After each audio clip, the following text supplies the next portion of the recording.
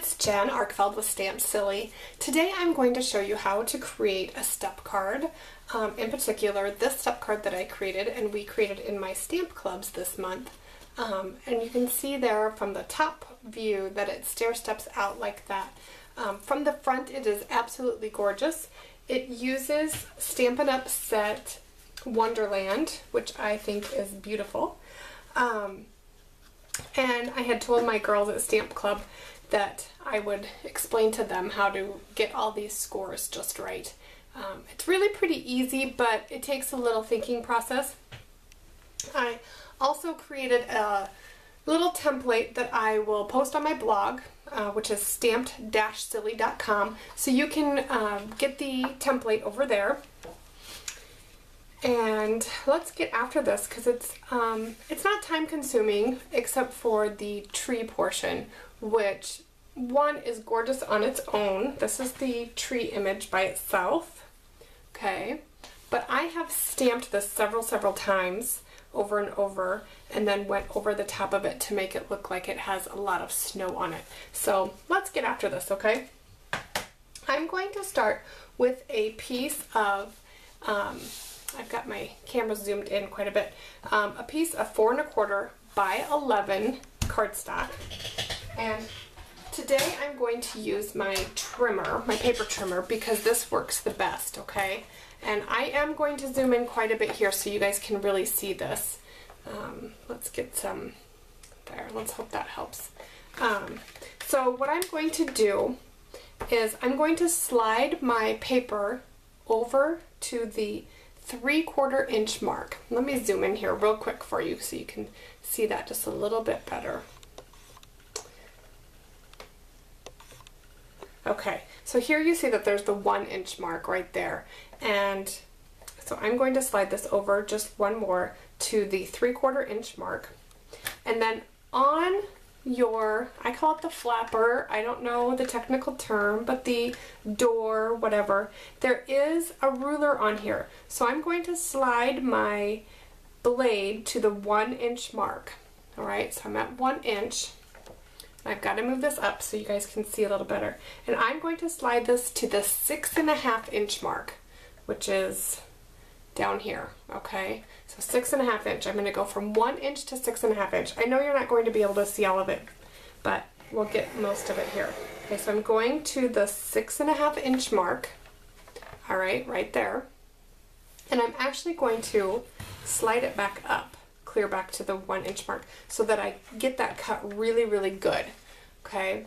Now I'm going to open the door, and I'm going to flip the paper over. So now my cut line is over here, and I'm going to line this up again at the 3/4 inch mark, shut my door, start at the 1 inch mark, and slide it clear down to the 6 1/2 inch mark, and slide it back.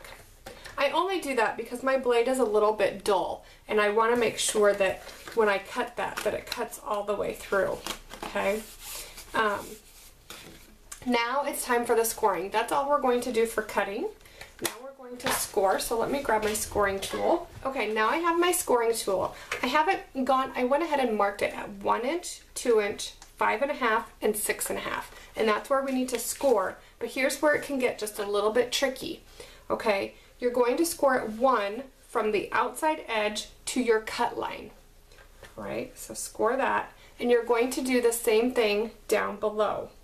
Now this one is pretty easy to see where that's at because your cut line is there. Okay, you're going to repeat at 2 inches. You're going to score just from the outside edge to the cut line.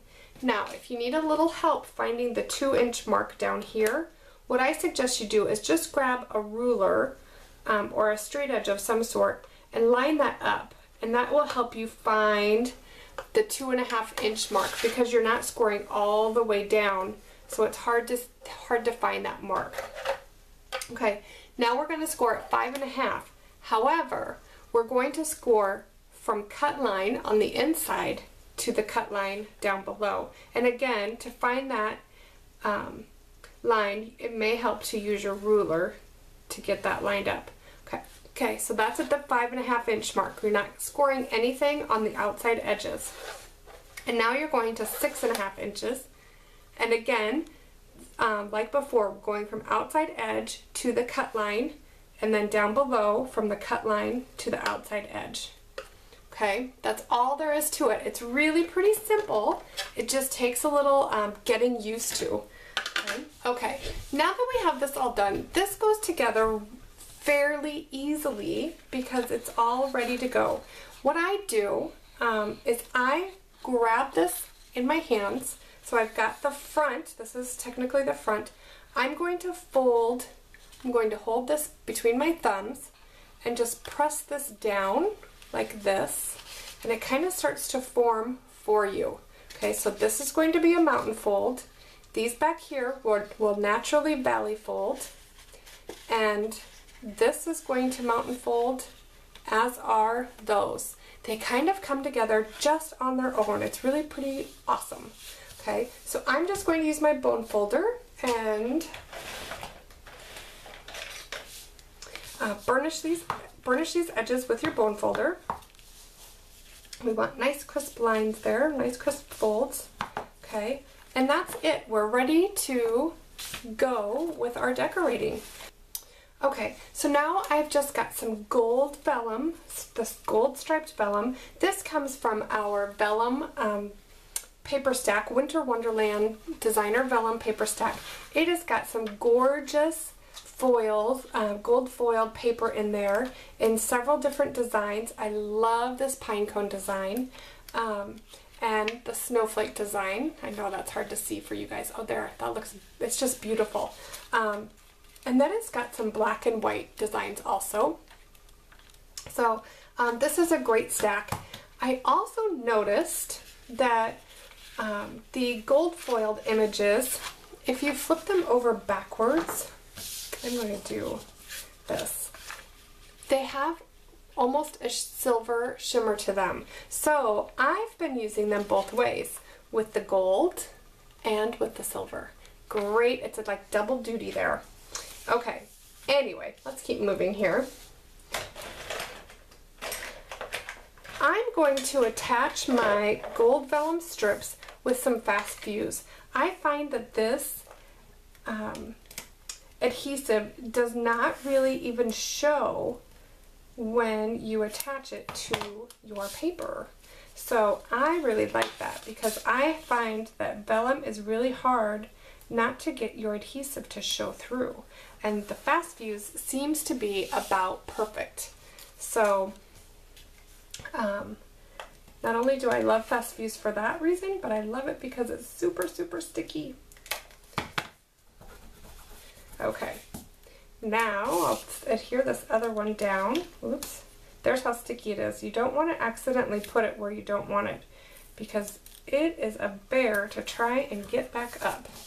All right, okay, I love the gold. This is Pool Party and Pool Party cardstock, and I just love the mix of it. I think they're really gorgeous together, and that paper just to die for. All right, now I have just a scrap of Whisper White cardstock. It actually, I'm going to give you the measurements because of how the measurement of this ends up. So this measures 2.5 by 4 1/4. Okay, that will be helpful when you go to adhere the final piece to your card. Okay.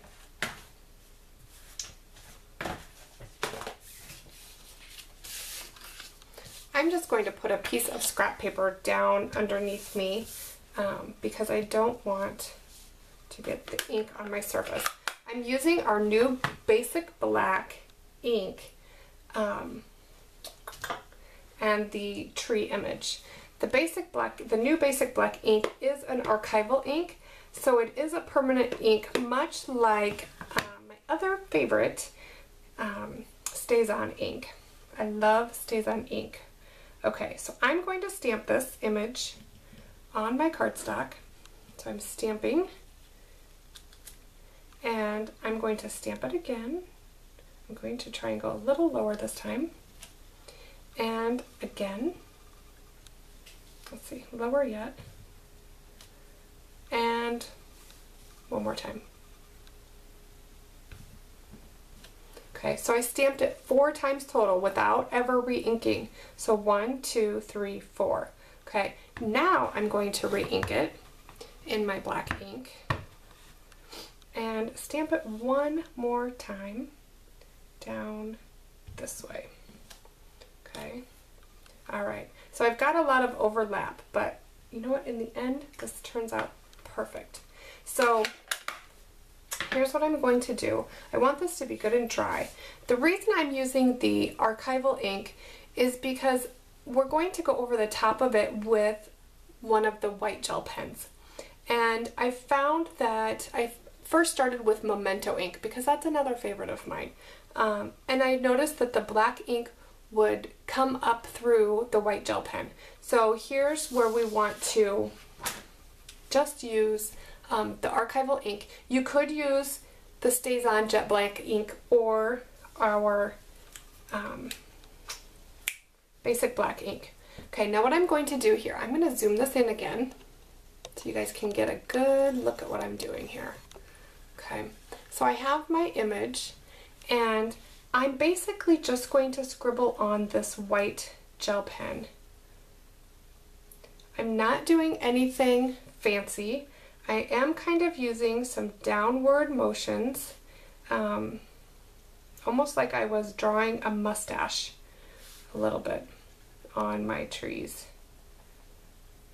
like a sketchy mustache. Okay, so this doesn't have to be very perfect at all.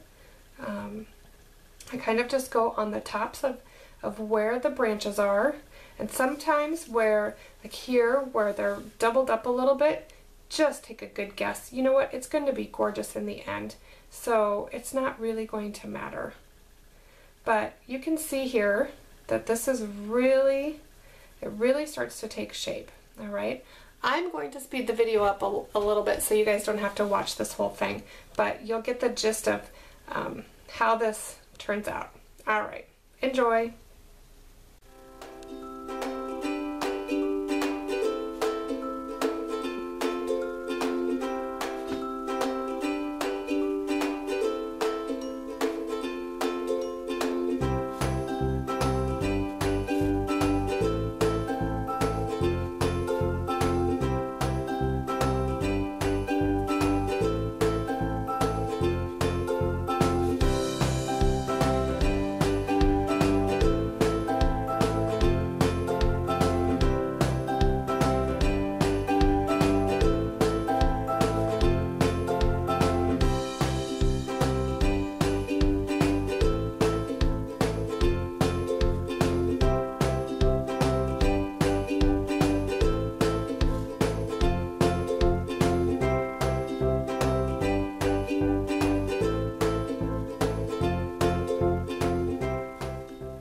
Okay, there you guys can see, now I've got all the white done on the branches. It just gives it a whole nother dimension. And actually, once that white gel pen is dry, it actually leaves texture. So it's really, really pretty cool. And again, there's nothing special there. I just basically scribbled it on and kind of went in a feathery up and down motion. Play with it a little bit and see what you guys come up with. Okay. Now, before we attach this, I want to do the sentiment, and I embossed that in gold. Let me zoom back out, sorry. In, out. We can't decide here tonight. Okay, so I'm going to do the gold embossing for the sentiment, and I actually did the sentiment on the inside and the outside of my original card, which I think is gorgeous because then when you open the card, you have this beautiful gold embossing in there also. So I love that when you really finish off the inside of the card also.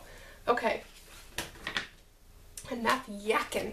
So I'm going to go ahead and do the inside sentiment first, which is the all is calm, all is bright. Okay, I'm going to use my embossing buddy because I definitely don't want embossing powder where it doesn't belong. So I need a little Versamark ink. Okay, so I'm going to use Versamark for this. Versamark is just a sticky, tacky ink. It doesn't have any color to it, and it just leaves a sticky residue for your embossing powder to stick to. You can also use it on its own and you get a nice a nice watermark effect. Okay, so I've got my gold embossing powder in a container. I need a bigger container for my embossing powder here, but it works, it works. Okay, so I just do that and I tap it off slightly, and I'm going to emboss that real quick. I'll be right back.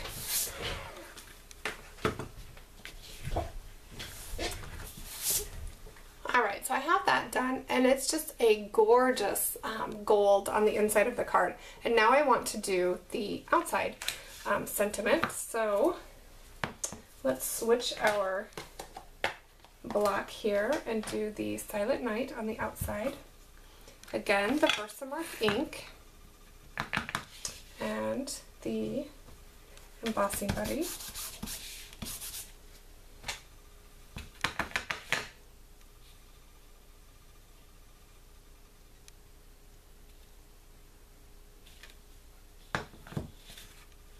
I may have stamped that slightly crooked. I don't know, it's hard to say. Okay, there we go. Let's emboss that really quickly. All right, perfect. All right, let's clean up some area here. All right, so now I just need to attach our tree picture. And again, I'm just using the fast fuse. We'll attach that. I just like to leave an even border as best as I can around the edge there. Okay. Perfect, it's really coming along. Now I'm going to use one of our snowflake elements. I like to use the tiny ones for this. It just seems to work best. These things are gorgeous, but I do want to let you know that they are very delicate. They will break, so be careful with them.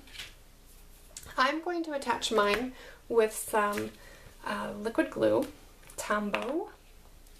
And I'm just putting a few dots on the back. This stuff is going to stick and it will help quite a bit. You'll see I did not put glue clear to the edge of these because they're going to hang over just a little bit, and I don't want that tacky mess on our card. I don't want it to accidentally glue our card shut. Okay, last, this is it. We're in the home stretch here. I'm going to use some of our gold cording. I love this stuff. And I just, you know what, I don't even cut it off the spool. This assures that I don't end up with any waste in the end.